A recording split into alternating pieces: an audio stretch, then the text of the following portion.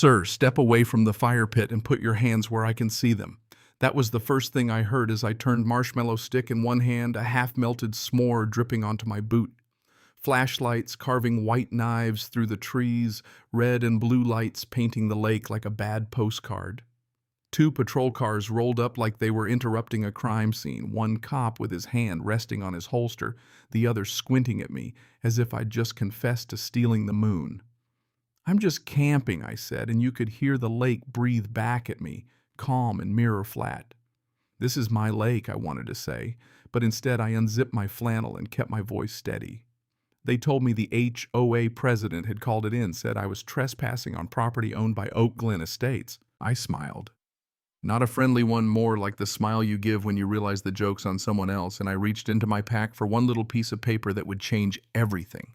My deed-laminated GPS coordinates and all proof that the water lapping at our dock was part of the Walker Ranch. Let me back up a beat, because none of this would have happened if I hadn't promised my daughter Harper one weekend with no phones, no schedules, just stars and stories and old sausages on a grill.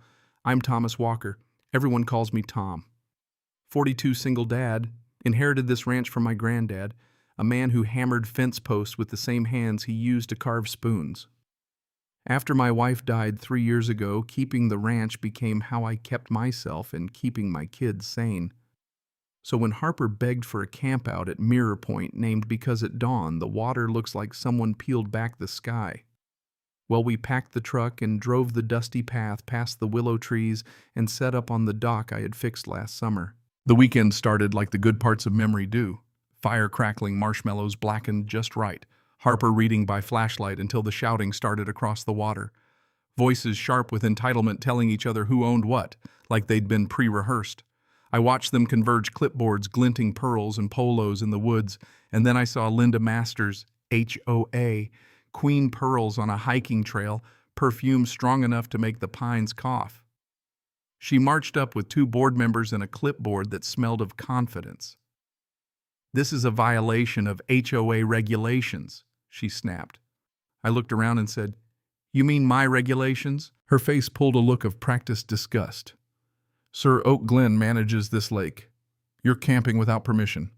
Harper tightened her grip in my sleeve, and I thought of my grandpa teaching me how to read landlines by looking at where the fence met the sky. I kept my calm, offered her a polite suggestion, maybe check your maps before you play king of someone else's water. She said she would, and then she called the cops. So there we were, flashlights and uniforms and my laminated deed laid on the hood of a sheriff's cruiser like a landowner's calling card. For a second, I felt ridiculous, like I'd brought a Bible to an argument with a bully. Then Harper screamed a chorus of phones and filming, and a man in the crowd yelling, "We're getting this guy arrested tonight." It was the kind of thing that makes you either fold or stand straighter. I chose the latter and told everyone loudly because I wanted them all to hear that I would be sending letters to every household that had been using my land without permission and that party privileges were over. Linda folded her arms like a folded flag and said, "We'll see about that." And then the radio on the officer's shoulder crackled, and the dispatch voice said, "Plain as a bell, county land records show Thomas Walker as owner of the parcel, including Mirror Point water rights included." Silence is heavy when you're expecting cheers. But that silence didn't last because an SUV barreled up and my Uncle Darryl stepped out, dust on his boots, a face I hadn't seen in years, and that sly glint I remembered from childhood. He claimed he sold the northern fields years ago, handshake deals, he muttered, and suddenly everyone's certainty shifted like sand. One cop asked for more documents. I dug out another folder. Thank God I'd packed everything. Surveys, notarized filings, GPS printouts. It was a mess of human drama and paper, but it was our mess, and I was ready to fight. Only the plot wasn't going to stay neat. That night, somebody had bulldozed the HOA's playground. The swings and slides were a pile of splinters and twisted metal, and a gaggle of parents stormed our side of the lake like we were the marauders.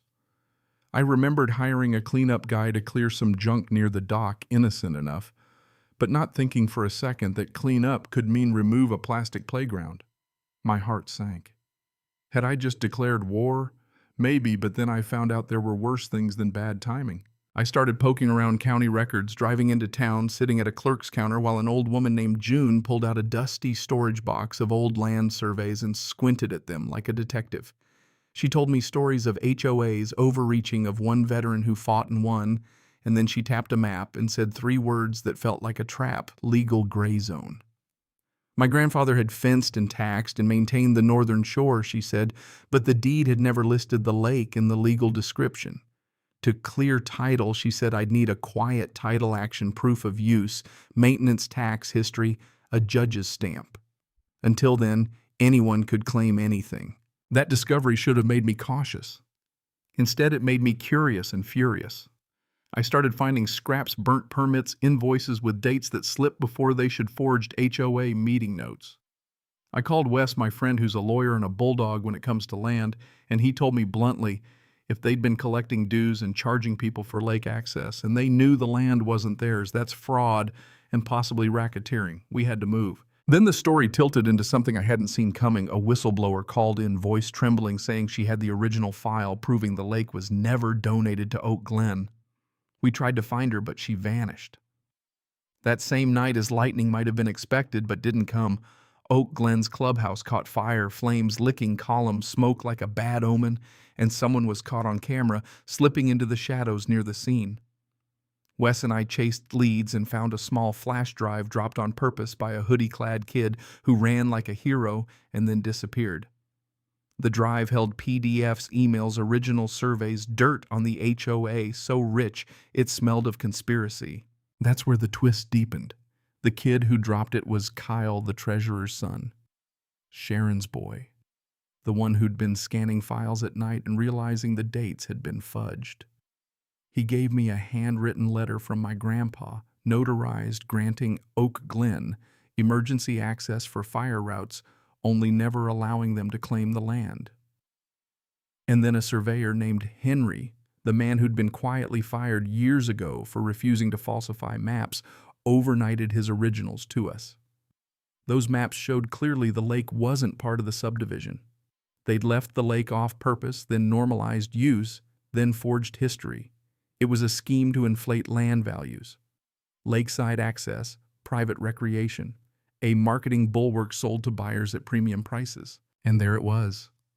Linda was a face, a pearl necklace puppet, while Chadwick, a development group, with pockets deeper than common decency, pulled the strings. They'd used the HOA to launder legitimacy into an asset they never owned. Suddenly, the fight wasn't just about a dock or a picnic. It was about $1 million scam built on forged minutes and public gullibility. We took the evidence to the county and the State Land Commission flash drive emails, original surveys, my grandpa's letter, Kyle's confession, and watching Linda get cuffed felt like justice arriving late but steady. The clubhouse fire was ruled arson, the HOA's bank accounts frozen, the developer under investigation. The county found pipes and drainage lines under the soil, decades-old infrastructure quietly funneling my water into Oak Glen's lawns, watering their green while my pasture drank dust. We had the receipts, the maps, and the moral outrage to press the point home. What did I learn through all this? That kindness doesn't mean silence, that being generous doesn't require being a doormat. My grandpa taught me to protect the heart of the land, and I learned that protecting sometimes looks like paperwork and patience, like digging through archives and following a teenage whistleblower into the dark. I learned that power wears many faces. The pearled smile of an HOA president, the crisp navy suit of a corporate rep, the small hands of a kid who's had enough. I learned truth is stubborn if you're willing to look for it, and that communities can be used as cover for greed. When the dust settled, Mirror Point was returned to my family's name, not just because I had documents, but because people told the truth. Kyle, Henry, even Sharon, when she decided not to keep burning papers. Oak Glen's lawns turned yellow after we legally cut them off from the water lines, and for a brief, petty moment I watched the residents who waved at me from their cul-de-sacs walk past brown grass and hold their apology pies like admission slips. Linda faced charges. Chadwick faced investigations. Harper and I went back to the lake and slept under stars that now felt earned. There's a small learning center I'm building near the dock, a place for kids to learn about land rights and how the truth-boring paperwork and all can protect the things you love. I'd like to think my granddad would have grinned at that, a slow approving curl of his mouth. He always said the lake was the heart. You protect the heart, he told me, and I did my best to keep that vow. So what do you think? Was I right to stand my ground to fight a group that looked respectable on paper but rotten underneath? Or should I have found a quieter way to resolve it to keep the peace? Tell me your take. Tell me if you've ever been backed into a corner by people with nicer suits and worse consciences. And if you've got a story about standing up, share it below. If this mattered to you, hit share. Let someone else know that sometimes the little guy does win, and sometimes a kid with a flash drive is the bravest person on the block.